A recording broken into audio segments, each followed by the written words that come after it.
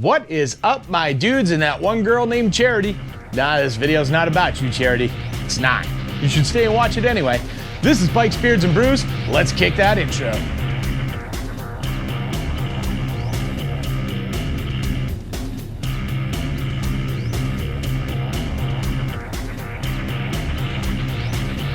Hey guys, welcome back to the channel. Before we kick this one off, make sure you like, comment, subscribe, hit that bell notification.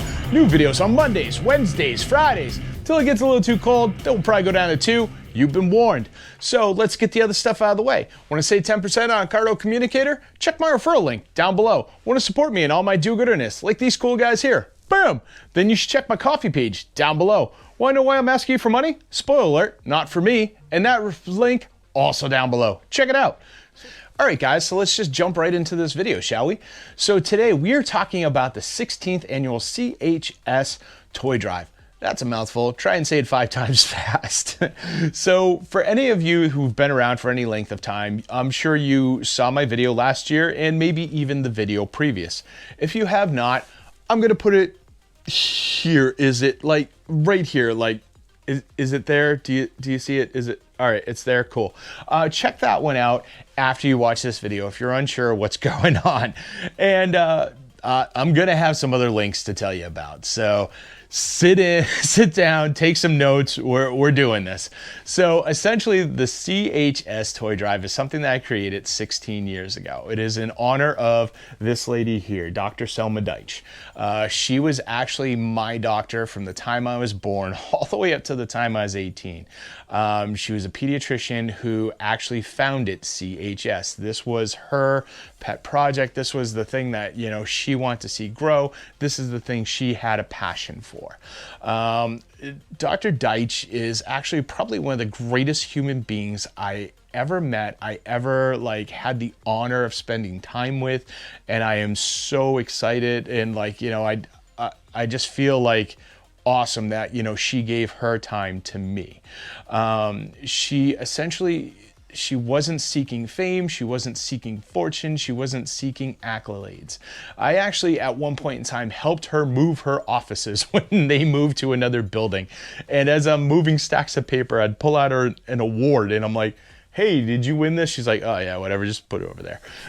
Like nothing hanging on her walls except pictures of, you know, kids that she absolutely adored through her years, taking care of children and helping to guide them, to make sure that they were healthy, so on and so forth. Like she had one mission, that was to take care of kids in need and families in need. When she passed away, obviously that created a pretty massive void, a void that no one person could fill. It's just not possible. Sorry. So one of the things I wanted to do was kind of give back to her memory, her legacy, and the things that she did. So I started this toy drive.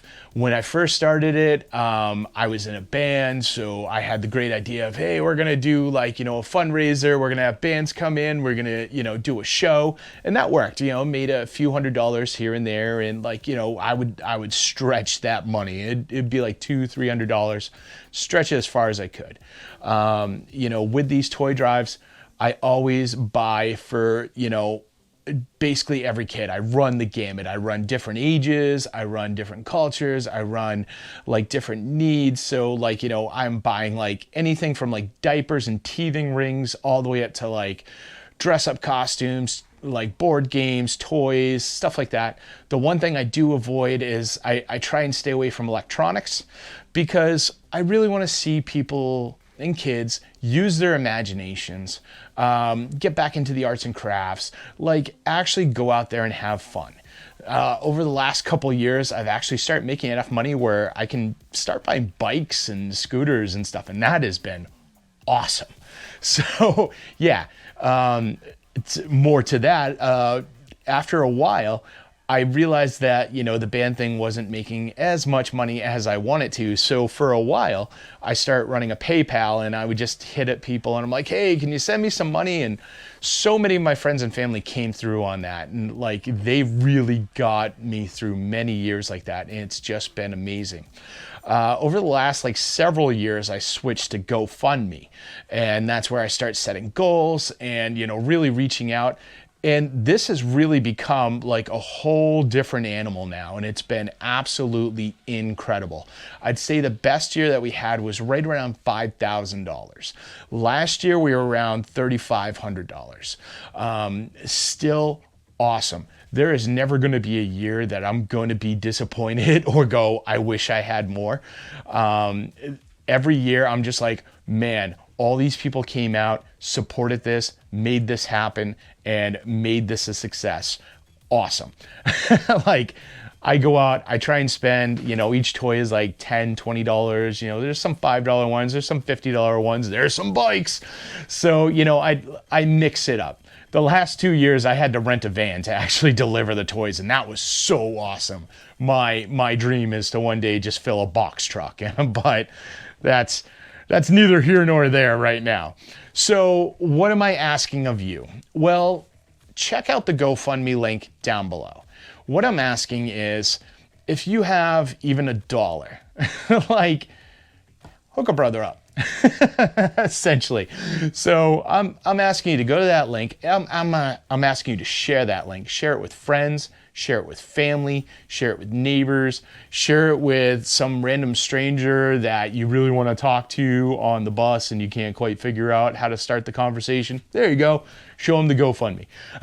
like I said, every dollar counts. So if you literally only have $1 and you're like, this is it, awesome. If that's something you can do, that is awesome, because it's just going to snowball and grow bigger, and I'm just going to be able to use everything together.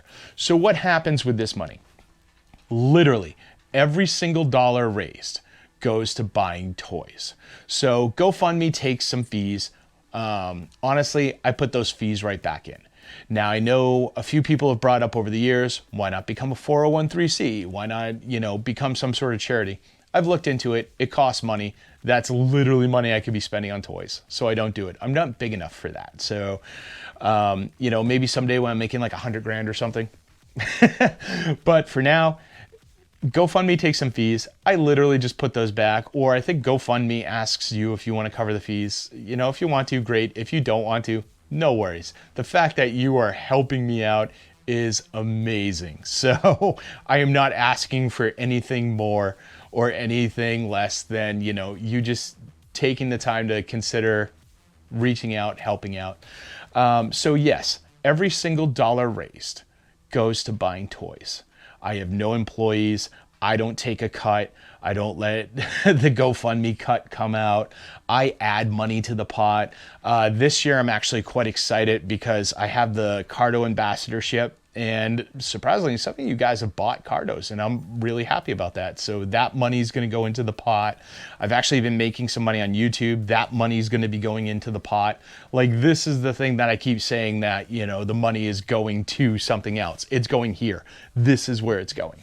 So yeah, check it out. Take a look. Help a brother out if you can. Just below that GoFundMe link is actually a link to a video I did. It was for the 10th annual breakfast fundraiser for CHS. They actually invited me out to be one of the keynote speakers, and that was quite exciting, and I had a really good time doing that, and I want to share that with you guys as well. So yeah, that's really all I have for this video. Check that stuff out. Consider helping me out. That'd be great. Cutoff time is December 9th. Give once, give twice, give 100 times, whatever. But yeah, aside from that, make sure you like, comment, subscribe, share this video with friends, share it with family, share it with that rich funkle that's just looking to throw out dollar bills, y'all. I would love to meet him. And yeah, I will see you all on the flip side.